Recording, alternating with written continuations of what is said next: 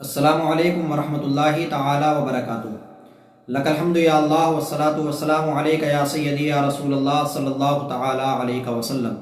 ناظرین کرام، مسائل حیات کے ایک نئے فقہی پروگرام میں آپ کا خیر مقدم ہے۔ امید ہے کہ آپ تمام حضرات خیر و عافیت سے ہوں گے۔ اللہ رب العزت کی بارگاہ میں دعا ہے کہ پروردگار عالم ہم تمام لوگوں کو دونوں جہان کی بھلائیاں عطا فرمائے۔ ناظرین کرام، جیسا کہ آپ سبھی جانتے ہیں کہ شب برات آنے والی ہے، ماہ شعبان المعظم چل رہا ہے، اور اس مہینے کی 14 تاریخ یعنی 15ویں شب جو ہوتی ہے، 14 تاریخ گزرنے کے بعد میں جو شب آتی ہے وہ بڑی اہمیت اور فضیلتوں کی حامل ہے، اور مسلمان بالخصوص اہل سنت و جماعت کے لوگ ان کے گھروں پر اس دن نیاز و فاتحہ ہوتی ہے اور بزرگان دین کو ایصال ثواب کیا جاتا ہے۔ لیکن وہیں پر کچھ بدعقیدہ اور نیاز و فاتحہ سے بغض و حسد رکھنے والے لوگ، جلنے والے لوگ، وہ اعتراض بھی کرتے ہیں اور کہتے ہیں کہ یہ شب برات کیا چیز ہے، اور اس دن نیاز و فاتحہ کیوں ہوتی ہے، یہ بدعت ہے، یہ فلاں ہے، یہ ہے، اس طرح کے سوالات لوگ پیدا کرتے ہیں۔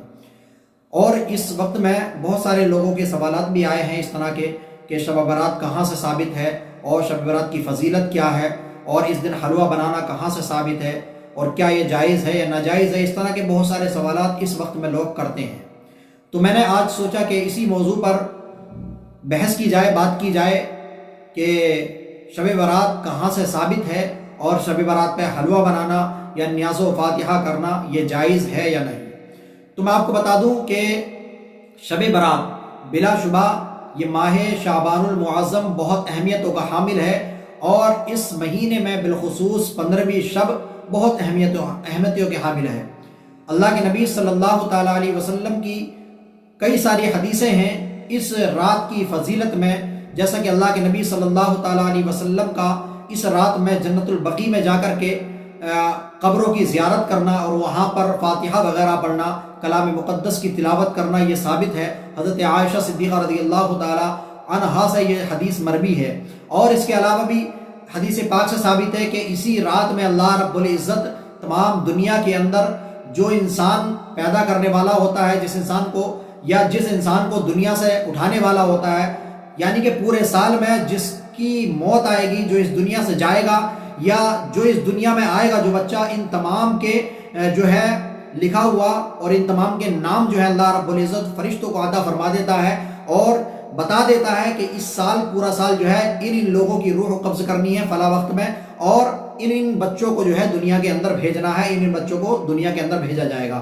یہ تمام واقعات اسی رات میں اللہ رب العزت فرشتوں کو سونپ دیتا ہے، تمام کام جو فرشتوں کو بتا دیتا ہے کہ یہ کام فرشتوں کو کرنا ہے۔ اور بھی اس کے علاوہ بھی بے شمار فضیلت ہے اس رات کی عبادت کے تعلق سے۔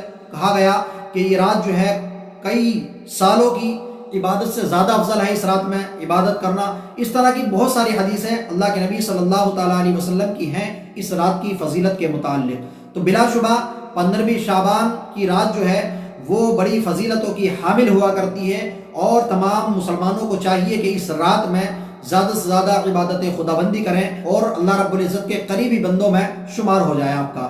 تو اس لیے اس رات میں زیادہ سے زیادہ عبادت کرنی چاہیے۔ اب رہا سوال، اس رات میں حلوہ بنتا ہے، اس دن لوگ حلوہ بناتے ہیں اور اس پر نیاز و فاتحہ کراتے ہیں۔ تو دیکھیے بلا شبہ اس کے علاوہ بھی کئی ساری ویڈیوز میں اور بے شمار دلائل موجود ہیں۔ میں نے بھی بتایا ویڈیوز میں کہ نیاز و فاتحہ میں ایصال ثواب کیا جاتا ہے، بزرگوں کو، اپنے عزیز و اقارب جو دنیا سے چلے گئے ان کو ایصال ثواب کیا جاتا ہے، اور بلا شبہ ایصال ثواب کرنا یہ قرآن و حدیث کی بے شمار آیتوں سے اور بے شمار احادیث مبارکہ سے یہ ثابت ہے کہ ایصال ثواب کرنا جائز اور درست اور مستحسن ہے، بہتر ہے ایصال ثواب کرنا، سمجھے؟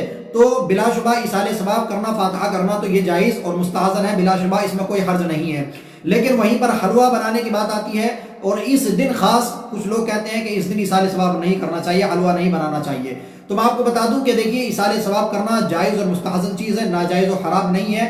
اسی طرح حلوہ بنانا یا کوئی بھی کھانا بنانا جو جائز ہو، جس کے بارے میں شریعت مطہرہ نے ناجائز و حرام ہونے کا حکم نہیں دیا ہو، تو وہ بلا شبہ جائز ہے۔ اور جس طرح سے پورا سال کوئی چیز بنانا، حلوہ بنانا جائز ہے، اسی طرح شب برات میں 15ویں شب کو یا اس دن یا کسی بھی دن حلوہ بنانا اس دن بھی جائز ہے اسی طرح. تو بلا شبہ حلوہ بنانے میں کوئی حرج نہیں ہے اور اس پر فاتحہ کرانا کوئی حرج نہیں ہے اس میں.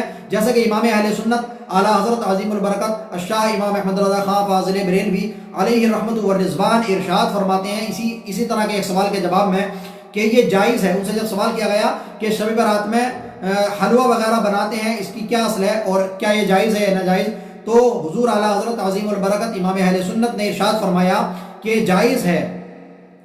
تو یہ جائز ہے اور بلا شبہ اس کا پکانا اور فقراء و غریبوں میں تقسیم کرنا، احباب کو بھیجنا، یہ جائز ہے، اس میں کوئی حرج نہیں ہے. ہاں البتہ یہ جو لوگ اس کو ضروری سمجھ لیتے ہیں کہ یہ اسی دن ضروری ہے یا حلوہ بنائیں گے تبھی ثواب ملے گا، اس کے علاوہ کسی چیز پر فاتحہ کرائیں گے یا کوئی چیز بغیر بنائے فاتحہ کرائیں گے تو ثواب نہیں ملے گا، یہ ضروری سمجھ لینا یہ ضرور غلط ہے.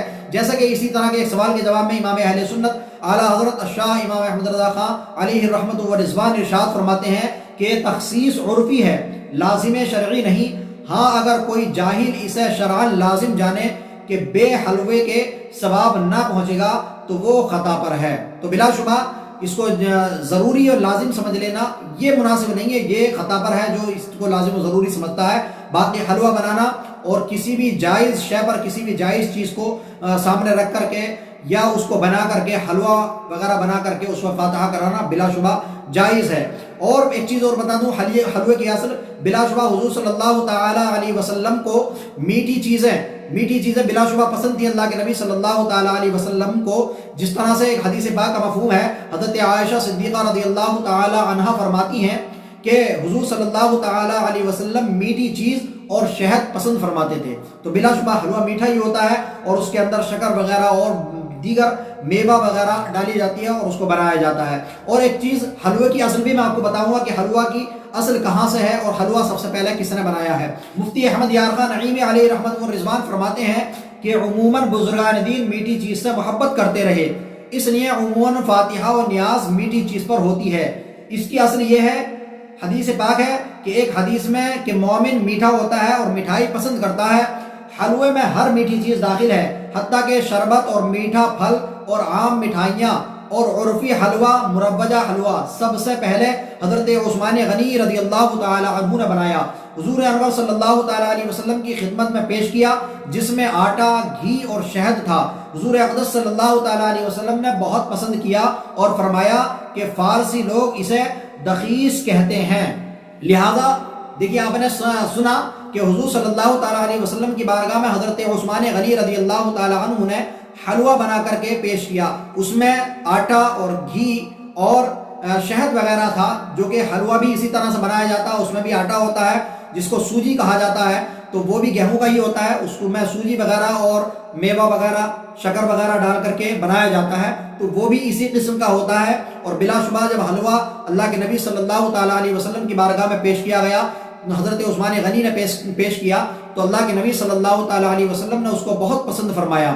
تو بلا شبہ شب برات میں حلوہ بنانا یا اس کو کھانا، اس پر نیاز و فاتحہ کرنا بلا شبہ جائز اور مستحسن ہے، کوئی حرج نہیں ہے. بزرگان دین کو اظہار ثواب کرنا، اپنے عزیز و اقارب کو اظہار ثواب کرنا بلا شبہ جائز اور مستحسن کام ہے. اس میں کہیں سے کہیں تک بھی شریعت مطالعہ میں اس کے ممانعات کا حکم نہیں ہے اور بلا شبہ یہ جائز ہے، تو اس لیے کرنا چاہیے اور اس رات زیادہ سے زیادہ عبادت کرنی چاہیے. اور میں ایک چیز اور بتا دوں کہ بزرگان دین کا اس رات میں ہلکا کھانا، یہ ثابت ہے کہ اس رات میں ہلکا کھانا کھاتے تھے، جیسے کہ حلوہ ہلکا کھانا ہوتا ہے، زیادہ بھاری نہیں. تو جو خستہ کھانا، ہلکا کھانا ہوتا تھا، اس کو کھا کر کے عبادت کیا کرتے تھے، کیونکہ پیٹ جب بھاری ہو جاتا تو عبادت میں تھوڑی پریشانی آتی ہے. تو اس لیے بزرگوں کا طریقہ رہا ہے کہ اس رات میں تھوڑا ہلکا کھانا کھاتے تھے اور اس کے بعد میں عبادت کرتے تھے تاکہ پریشانی نہ ہو.